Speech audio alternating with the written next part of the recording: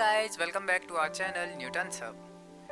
तो गाइस, अभी हमने केमिकल रिएक्शन एंड इक्वेशंस के 13 क्वेश्चंस को डिस्कस किया था लास्ट वीडियो में। आज हम इस वीडियो में उससे आगे के सभी क्वेश्चंस को डिस्कस करेंगे और देखेंगे कि वो क्वेश्चंस के किस तरीके से इम्पोर्टेंट होते हैं।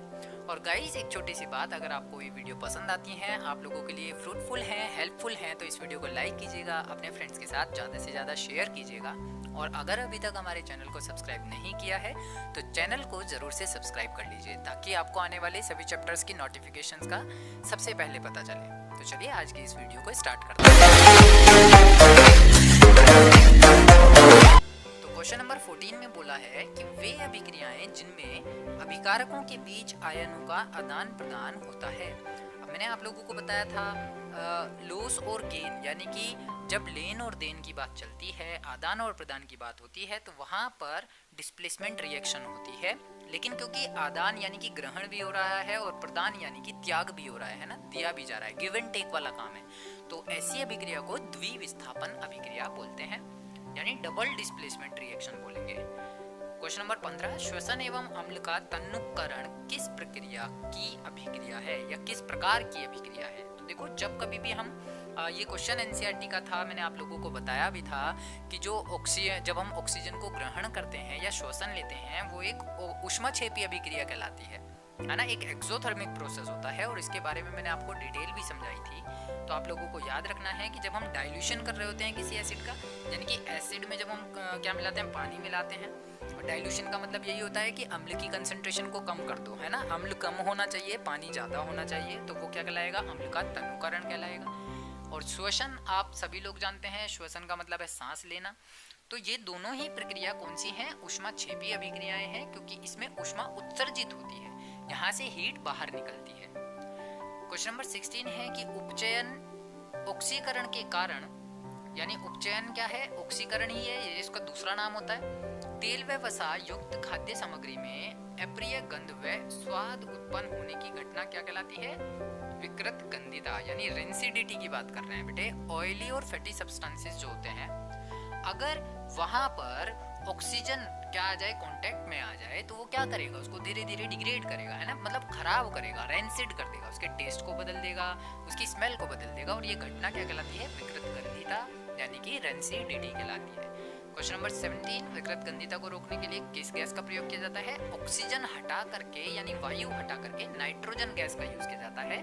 तो जो फूड पैकेजिंग होती है या चिप्स के पैकेट्स होते हैं, उन सभी के अंदर नाइट्रोजन गैस भरी होती है। वह अभिक्रिया जिसमें एकल पदार्थ वियोजित होकर दो या दो से अधिक पदार्थ देता है, उसको क्या बोलेंगे, वियोजन अभिक्रिया। देखो यही इसका आंसर है, वियोजित हो रहा है ना, टूट रहा है, इसका मतलब डिकम्पोज हो रहा है, तो decomposition reaction is the correct answer. Question number 19 है, धातुओं का अम्ल आर्द्रता की वजह से धीरे धीरे नष्ट होना क्या कहलाता है, इसको बोलते हैं संक्षारण। ठीक है, किसी भी धातु के ऊपर अगर एसिड आ जाए, ठीक, या फिर ह्यूमिडिटी आ जाए, और ह्यूमिडिटी की वजह से वो जो मेटल है वो खराब होने शुरू हो जाए, तो वहां पर वो घटना क्या कहलाएगी, संक्षारण की घटना कहलाएगी, यानी कि कोरोजन की घटना कहलाएगी। क्वेश्चन नंबर 20, लोह चूर्ण पर तनु हाइड्रोक्लोरिक अम्ल डालने से क्या होता है। तो देखिए, लोह चूर्ण का मतलब हो गया आयरन, और आयरन हो गया Fe, उस पर हमें क्या डालना है, HCl एसिड, तो HCl हमने ही डाल दिया।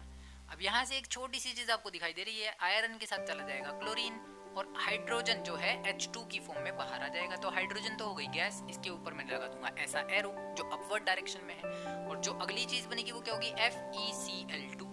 बैलेंसिंग के लिए मुझे HCl के आगे 2 लगाना पड़ेगा, तो HCl के दो मॉलिक्यूल आयरन के साथ रिएक्शन करेंगे और FeCl2 और हाइड्रोजन गैस बना देंगे, तो ये हमारे मेन प्रोडक्ट्स होंगे इसमें। अगला क्वेश्चन है, क्वेश्चन नंबर 21 बोल रहा है कि लोहे पर किसकी परत चढ़ाना गैल्वेनाइजेशन कहलाता है। तो गैल्वेनाइजेशन का प्रोसेस मैंने आप लोगों को बताया था कि किसी भी धातु को संक्षारित होने से बचाने के लिए हम गैल्वेनाइजेशन करते हैं, और गैल्वेनाइजेशन में हमेशा ही जिंक की परत को चढ़ाया जाता है। तो लोहे को संक्षारित होने से बचाना हो तो आप क्या करेंगे, बीकर में मोल्टन जिंक ले लेंगे, यानी पिघला हुआ जिंक ले लेंगे, और रोड को इसके अंदर डिप करा देंगे, और डिप करा के डायरेक्टली बाहर निकालेंगे। ये प्रोसीजर कहलाता है गैल्वेनाइजेशन का प्रोसेस। क्वेश्चन नंबर 22 बोलता है कि कॉपर सल्फेट में लोहा मिलाने पर कौन से रंग का विलयन प्राप्त होता है। तो जब आप कॉपर सल्फेट में आयरन मिलाओगे, देखो कॉपर सल्फेट जो होता है वो नीले कलर का होता है ना, मैंने आप लोगों को बताया भी था कि CuSO4 जो होता है वो ब्लू कलर का सॉल्यूशन होता है। जैसे आप इसमें आयरन की फिलिंग्स डालेंगे या आयरन नेल्स डालेंगे, आयरन नेल्स का मतलब क्या हुआ, कील डालना है ना, तो ये जो कील है वो क्या करेंगे, इसके नीले रंग को धीरे धीरे बदल देंगे, वो नीला रंग गायब हो जाएगा और किस में कन्वर्ट हो जाएगा, हरे रंग में कन्वर्ट हो जाएगा।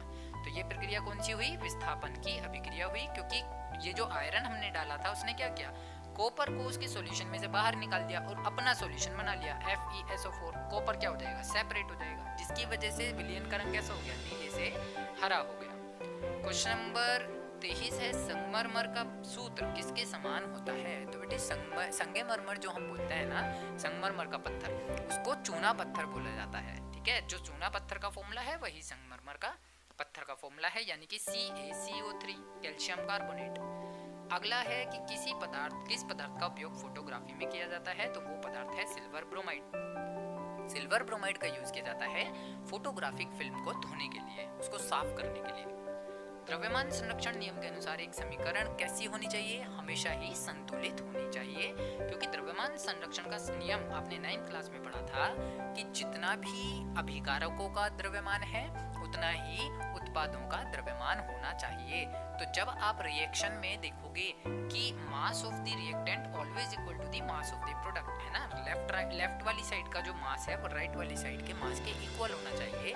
इट मीन्स वो रिएक्शन संतुलित है, यानी कि बैलेंस्ड है और लॉ ऑफ मास एक्शन को फॉलो करती है, द्रव्यमान संरक्षण को फॉलो करती है ना, मास कंजर्वेशन हम इसको बोलते हैं। क्वेश्चन नंबर 26, रासायनिक अभिक्रिया में उत्पन्न ठोस श्वेत रंग का एक पदार्थ जो जल में एविलेय है उसको क्या बोलते हैं, मैंने आपको बताया था व्हाइट रंग का बनेगा, कैसा होगा, एविलेय होगा जल में, क्या बोलेंगे, PPT बोलेंगे, यानी कि प्रेसिपिटेट, और प्रेसिपिटेट का हिंदी में नाम होता है अवक्षेप, और ये घटना कहलाती है अवक्षेपीकरण, है ना।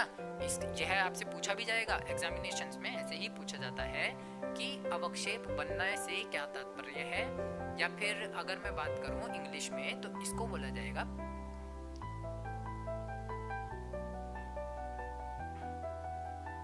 इसको इंग्लिश में बोला जाएगा प्रेसिपिटेशन की रिएक्शन। तो क्वेश्चन में पूछ लेगा how can you explain precipitation, ठीक है। तो आपको यही चीज बतानी है कि precipitate is a white colour substance which is insoluble in water. Question number 27, चूना पत्थर का रासायनिक नाम एवं सूत्र, जैसा मैंने अभी आप लोगों को बताया, calcium carbonate CaCO3। Question number 28 है कि बुझा हुआ चूना का रासायनिक सूत्र कैल्शियम हाइड्रोक्साइड होता है CaOH का होल ट्वाइस, और बिना बुझा चूना कहेगा तो वो होता है CaO calcium oxide. Question number 29, रासायनिक समीकरणों की संतुलित करने की विधि होती है हिट एंड ट्रायल मेथड। बेटे जिस मेथड का हम यूज करते हैं किसी भी केमिकल रिएक्शन को बैलेंस करने के लिए, उसका नाम होता है हिट एंड ट्रायल मेथड, है ना। कोई पर्टिकुलर वे नहीं है सब रिएक्शंस को बैलेंस करने के लिए, हमें केवल करना क्या होता है, डिजिट्स को हिट करना होता है, ट्रायल करना होता है। हमेशा ट्रायल में जो भी डिजिट हिट कर जाती है उसी के नाम पर रखा गया है hit and trial method. Question number 30, हम किन परिवर्तनों के आधार पर कह सकते हैं कि रासायनिक अभिक्रिया हुई है। ये चैप्टर का बिल्कुल बेसिक है, स्टार्टिंग से हमने यहीं से स्टार्ट किया था इस चैप्टर को। जब अवस्था में परिवर्तन हो, रंग में परिवर्तन हो, तापमान में परिवर्तन हो या गैसों का उत्सर्जन हो, जब ये इनमें से कोई भी एक चीज में, अगर इनमें से कोई भी एक चीज हमें देखने मिल जाती है तो इसका मतलब हम कहेंगे कि वहां पर रासायनिक अभिक्रिया हुई है। Fe2O3 plus 2Al gives Al2O3 plus 2Fe। Question है कि ऊपर दी गई अभिक्रिया किस प्रकार की है। तो आप देख पा रहे होंगे एल्यूमिनियम आया और आयरन को हटा दिया, खुद आकर के ऑक्सीजन के साथ बैठ गया, आयरन हो गया सेपरेट। तो इसका मतलब जब एक पदार्थ दूसरे पदार्थ की जगह ले लेता है तो वो अभिक्रिया क्या होती है, डिस्प्लेसमेंट की या रिप्लेसमेंट की अभिक्रिया होती है, यानी कि विस्थापन अभिक्रिया होती है। तो बच्चों ये थे आपके रासायनिक अभिक्रियाएं एवं समीकरण के कुछ इंपॉर्टेंट क्वेश्चंस जो एग्जामिनेशंस के पॉइंट ऑफ व्यू से बहुत इंपॉर्टेंट है। आज की इस वीडियो में केवल इतना ही। मैं मिलूंगा आपसे नेक्स्ट वीडियो में नेक्स्ट कंटेंट के साथ। तब तक के लिए आप लोग पढ़ते रहिए, बढ़ते रहिए। टाटा, बाय बाय, सत श्री अकाल, शुभ खैर।